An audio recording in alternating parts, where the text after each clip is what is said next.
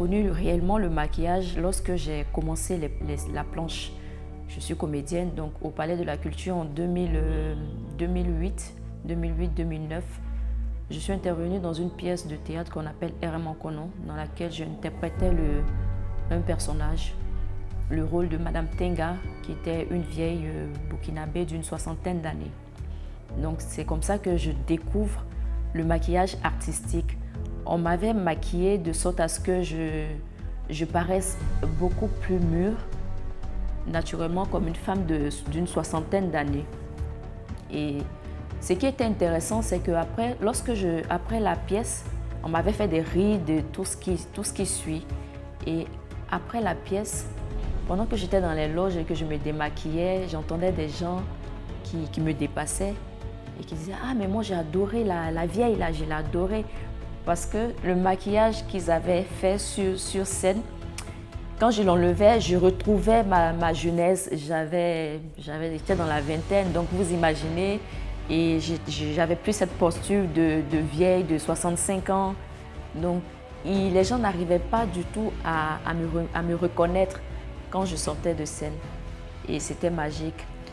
Alors, une fois au cinéma, le maquillage que je découvrais là-bas, c'était maintenant un peu plus magique parce que j'avoue que j'avais de sérieux problèmes de peau, j'avais des problèmes d'acné, ce qu'on appelle les acnés rebelles. Et j'ai dû traiter pendant des années en dermato, un peu partout, par-ci et là. Mais je n'arrivais pas à retrouver une peau assez correcte. Et au cinéma, je découvrais que les maquilleuses essayaient de me camoufler les boutons, de me camoufler les taches. Et c'était vraiment magique. Et c'est là-bas que j'ai appris au moins le minimum, la base, sur le maquillage aussi classique. On m'apprenait à savoir utiliser les bonnes teintes pour ma peau. Et puis, bon, au fur et à mesure, j'ai découvert, non seulement j'ai appris à me maquiller. Bon, vous le constatez, je ne suis pas hyper maquillée. J'ai appris à me maquiller et puis j'ai su faire ce qu'on appelle le basique. Mettre au moins, tracer le crayon et tout. C'est assez compliqué tout ça, mais bon, j'essaie de faire en tant que femme. J'essaie d'apprendre à me rendre belle.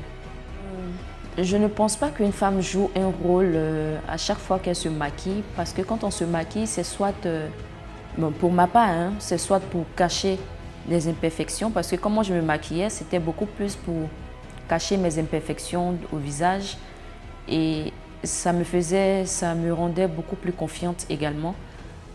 J'ai donné l'exemple tout à l'heure de Errement Konon au théâtre avec la vieille Tenga.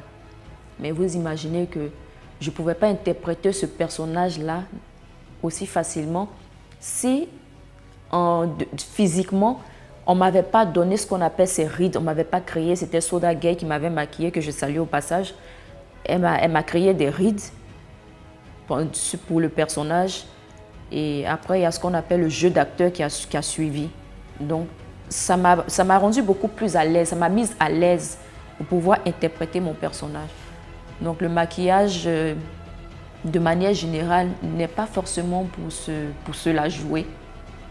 Mais dans notre milieu, il a sa part, il a son rôle et c'est fondamental. Je ne sais pas comment le maquillage est apparu en Afrique, mais pour ce que j'ai appris dernièrement, c'est qu'avant, on a nos parents qui, quand un enfant était malade, on le badigeonnait de kaolé, on essayait de lui dessiner certaines choses sur le corps.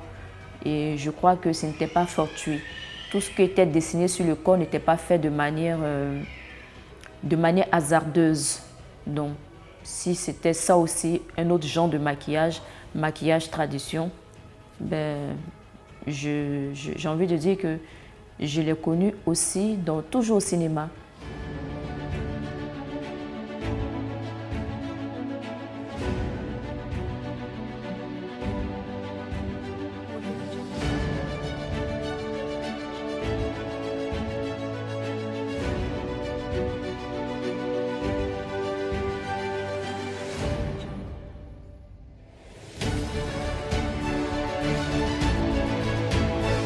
À cet effet, j'invite vivement la population et tous ceux qui sont dans le domaine du maquillage, les professionnels du maquillage, à venir à l'événement Maquillart.